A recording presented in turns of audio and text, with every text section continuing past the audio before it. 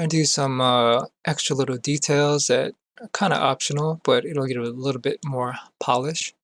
So if you select the layer mask, it'll create a selection. So what you want to do is create another layer that has your figure layer mask on it.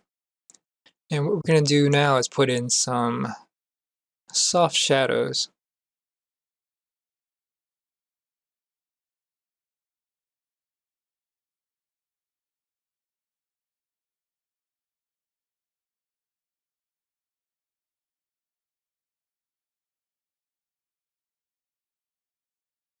So make sure you use a grayscale layer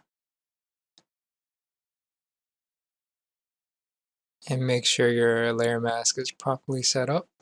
Looks like I accidentally erased part of my layer mask.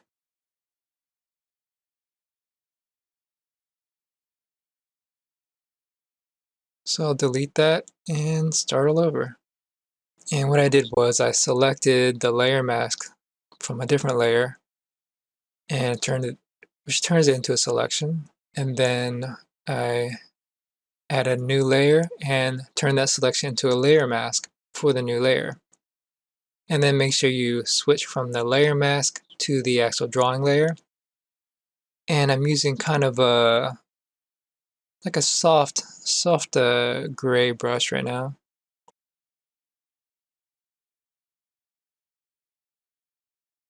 And I have the layer set to multiply. And I'm going to add some shadows underneath things and away from the light source.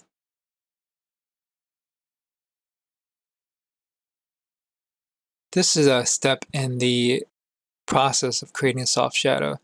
So it doesn't need to be perfect. We're going to blur off the edges. So you just want to put in the areas where you think there's going to be shadow, cast shadow.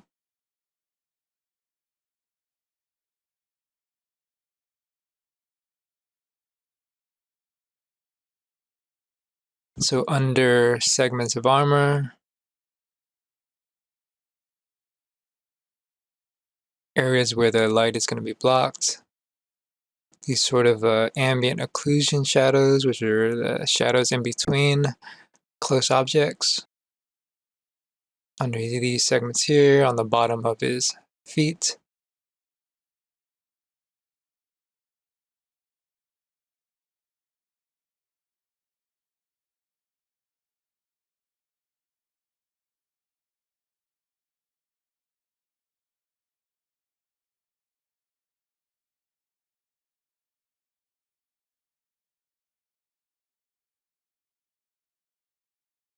And after you've got some shadow areas in, you want to pick a blending brush and just blend off the edges to kind of smooth them out a little bit. And this isn't really a necessary step, but it does adds a nice touch to the figure. It gives it a little more rounded form. You can take this character art as far as you want. You can start painting it. You could, I don't know, you can go crazy with this gradation. You can add a lot more gradations. You can add a lot more highlights, clean up the lines. For now, I'm pretty happy with this, which kind of leads me to the topic of what is this for? And this is really, I don't know what this is really. You know, I'm not exactly sure what I'm going to be using this for. I like to just make character drawings, and I don't really think too much about what it's for. Sometimes if I have a specific project in mind, you know, I'll make a character design for a comic or a game or just maybe for an ad or something. But sometimes I just like to make characters. And depending on what you're trying to do, you can make it as detailed or it's not detailed. It's all up to you. For me, I'm just trying to get the idea down for this character.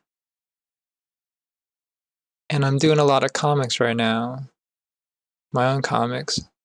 So I'm sort of working in that drawing in that comics mode. I want to have this piece done, not in too long. If you're going to, make a finished painting and you're going to sell it as a print for an illustration, you might want to spend a lot more time with the rendering and the painting and making it look very realistic and, and polished and shiny. If you're doing concept art for a video game, you can kind of go either way. You can either, make it really detailed and realistic, or you can make it very rough. This right now, I'm adding an extra heavy outline just to give it a little more presence. I feel like it really helps it pop out and gives the shape a little more definition. So this character is mainly just for myself, for my portfolio. I like to create characters. I may end up using this at some point, or this is just a stage in developing this sort of character. I like to draw these fantasy characters, and it's sort of like I guess this is sort of practice, developing your ideas. Maybe I'll do another character later that builds on this idea.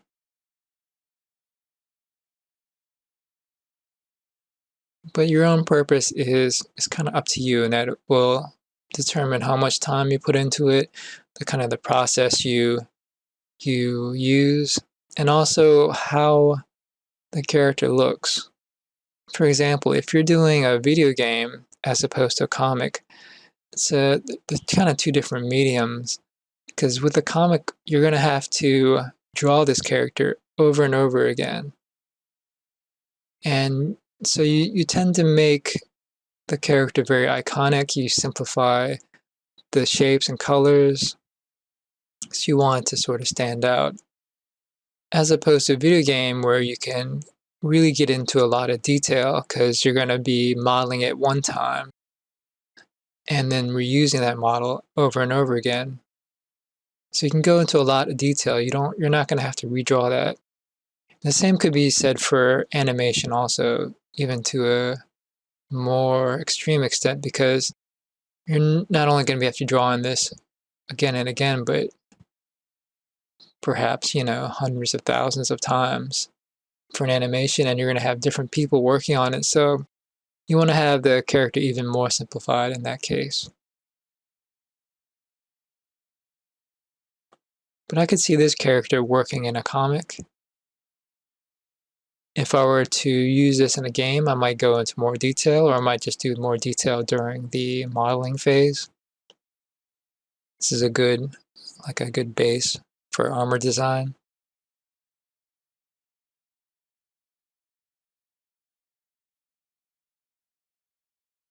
But you can think about that if you'd like. Do you want to share this on Instagram?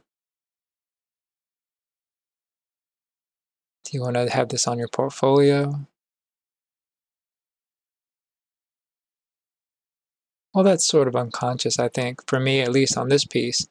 I didn't really think about it before I started it. I wasn't even necessarily going to use this for the video, because I wanted this video and this class to be very natural, like just me drawing, not too premeditated, because my drawing process isn't really like formulaic so much. It's a lot of back and forth, a lot of changes, a lot of discovery. I'm trying new things all the time. So you can't really map it out. I can't really outline it before I do it. It's all kind of in the doing.